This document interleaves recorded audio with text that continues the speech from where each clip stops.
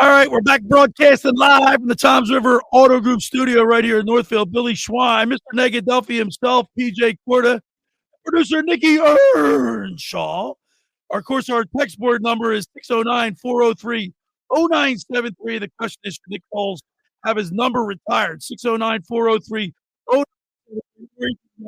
On my X platforms, formerly Twitter, at Locker Room 973. Now, Haddonfield Little League 11U team won the state championship. That's a major accomplishment. And I just thought it'd be pretty cool if we could talk to the head coach. Let's go to the Toms River Volkswagen Sports Hotline and welcome into the locker room the head coach, Joe Rocco. Good morning, Joe. Hey, Billy, how are you? All right, we're having a good time here today. The sun's shining. The storm has passed. And we're talking sports. Can't be any better than that. A couple things before we get started. Two things. One, Nick Foles' number should definitely be retired. Hey, there we go. Good job, Okay. Joe, on the right side. He was the only one to ever get a come for him. And number two, I'm not the head coach. I'm one of the coaches. Okay. Frank Delano is our head coach. I wanted to make sure that we got that on the record. He's a pro. He's fantastic, and he was our head coach. But I am on the staff. So you guys had a great run. The 11U, it's all just 11-year-olds, and you win the state championship. How fantastic of a run was that for you guys? You know, it is something you really can't describe. To be honest with you, it was very surreal. You know, Little League starts out with districts, and you play the teams locally in your district. And in our district, it's, you know, Haddonfield and Cherry Hill and Collingswood and Haddon Township, etc. So we wound up winning our district. Then you go to the sectional championships, and New Jersey's broken into 4 different sections. There's a section for South Jersey, which we're in. There's a section for Central Jersey, and then there's 2 North Jersey sections. And we wound up winning the South Jersey section.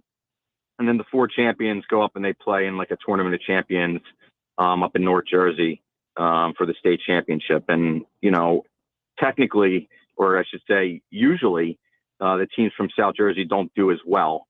North Jersey is more of a, you know, baseball hotbed. There are a lot of larger towns up in North Jersey. You know, Haddonfield has, you know, roughly 12,000 people in it. We wind up, you know, beating Toms River twice in states. They have, you know, close to 100,000 people in our perennial powerhouse. And of course, I've won the Little League World Series in 1998, and they seem to make it there every other year when you turn on the TV. So it's difficult to do. It is a very memorable moment for me, my family, and for everyone on the team. And we're so proud of the kids. Hey, Joe, it's Nick. I want to ask you, before you headed it into districts, sectionals, did you have a feeling that this team was special and could make a little bit of a run into states? Yes, of course. I mean, we had mostly the same team last year at 10 years old, and they have the same format. And we were the first team in Haddonfield to ever make it to the state championships at 10. So we knew we would wind up losing the first 2 games there. It's a double elimination tournament. So we knew we had a good team. We added a couple of different players this year to help us, and they were pitchers, and they really helped out in a big way. And, you know, you think you're pretty good, but you got to go out there and play the games. And the kids are 11 years old, and at 11 years old, you never know what you're going to get on a baseball field, to be honest. So it's tough. We're talking with the one of the managers, one of the coaches of the Haddonfield Little League 11U team that won the state championship, Joe Rocco. Joe, how do the kids handle? I mean, that's a lot of pressure for 11-year-old kids. I mean, to do that.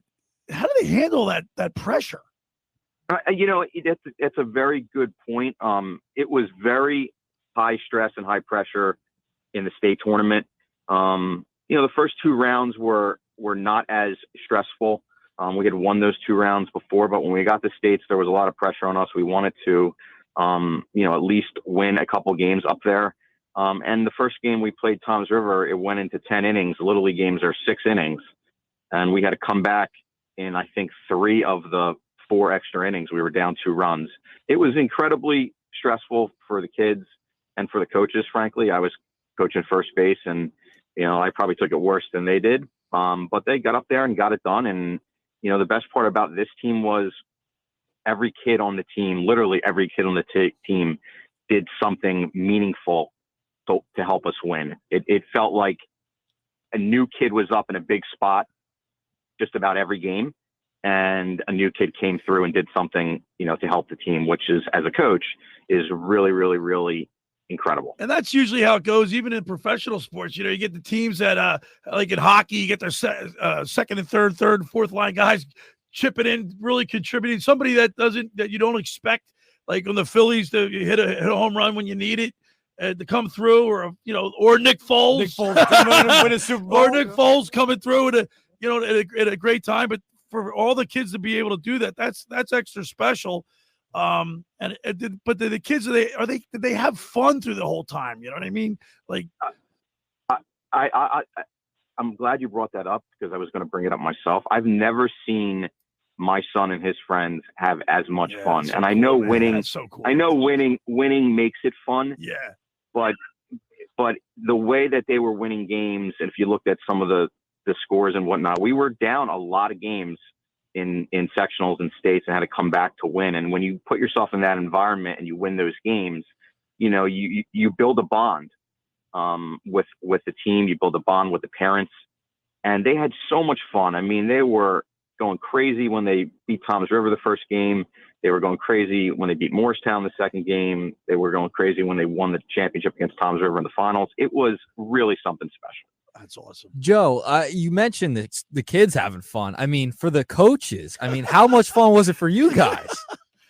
But listen, this was a 2-month run spanning all of June and July.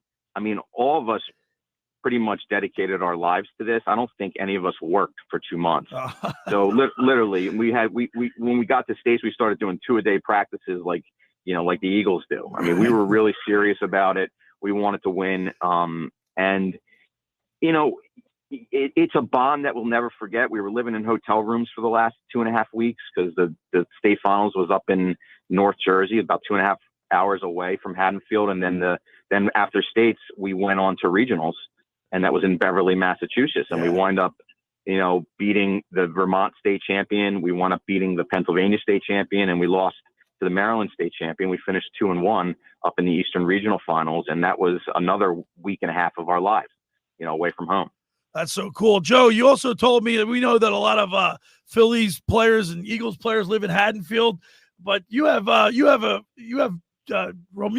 He lives in a neighborhood. He comes down and he watches your games. So he doesn't live in the neighborhood. He lives literally on the Little League baseball. I don't want to. He's right there. I don't want to give up, his whereabouts. But his house is. We owe Romuto a new fence. We owe him new siding on his house. Foul balls are hitting that guy's house right through the glass window. That's he's hilarious. Really nice. I mean, he comes out and watches the baseball games. He's approachable with the families and with the kids. He does a great job of being visible in Haddonfield and in Haddonfield Little League. He's a really great guy. That's so cool. And of course, the guys, you guys had a parade that you had down in Haddonfield. I guess went down Kings Highway, right? So after we won the state championship, they closed off Kings Highway and they had a parade for the kids and the parents. There were hundreds of people there. It was wild. It was really crazy. I wish I was there for that. I live in Collingswood, so we're like practically neighbors. My daughter goes to Christ the King. This is something that these kids you'll never forget it, but this is something they'll never, ever forget. And Joe, we really appreciate you taking time to share your story with us. But what an amazing run you guys had. Congratulations. Thank you. It was incredibly memorable for all of us. And the thing is, you never know if it will happen again. Yeah. So we're cherishing the moment. These are kids, things happen. So we know that. Well, they'll have a lot to talk about when they go back to school. That's for sure. That's for sure. All right, 100%. Joe, thank you so much and good luck to you. And congratulations. Thanks, guys. Appreciate it. There he is, Joe Rocco. Is that not I saw you. I got a little tingly. Like a great story, man. I'm nothing but happy for him. Isn't that great? Yeah. My brother Bobby and I, we were in the Little League All-Stars. We went to the districts and we went to the regionals in Babe Ruth, and we got eliminated. We went pretty far, but that whole run, like I'll never forget it. Yeah. It was like we lost to Bayshore. From what I can remember, the guy we lost 1-0. Oh, Babe Ruth game, Yeah. Nick. The guy was a flamethrower. I don't know how fast he threw because I don't think they didn't have guns back then. But no Paul pitching Skeens. jack, No Paul Skeens around. No, right. But this kid was firing it. Yeah. We lost 1-0. Oh, We lost him brutal. twice.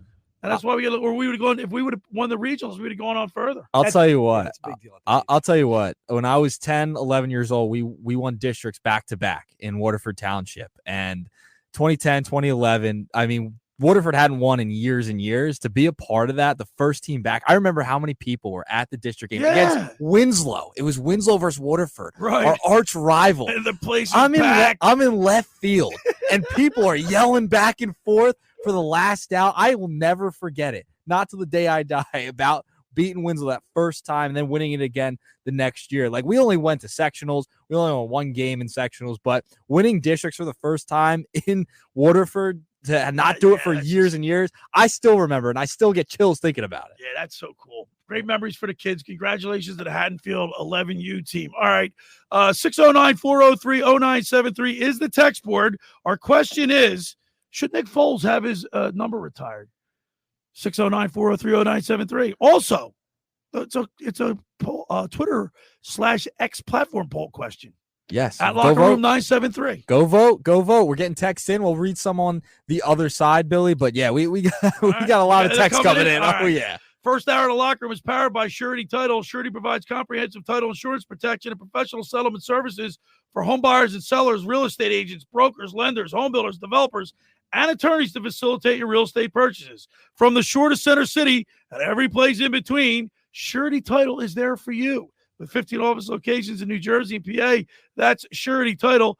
For more information, call my good friend Ron Conklin at 856-988-8900 or give the Ocean City office a call at 609-399-1227. Now, just about everybody in our area has heard about the Jersey Man and Philly Man magazine that is run by ex-Philadelphia tight end Ken Dunnick. But were you aware of their private business network they call the Legacy Club? Every month, they hold private events at upscale locations in Philadelphia and South Jersey that attract over 200 top business people. If you have an interest in attending one of these events and see it's a fit for your business, send an email to ken@jerseymanmagazine.com or give them a call at 856-912-4007 for more information. All right, when we return, we'll read some text messages. You're listening to The Locker with Billy Schweim, Nikki Earnshaw, and Mr. Negadelphia, PJ Corda, right here on 97.3 ESPN.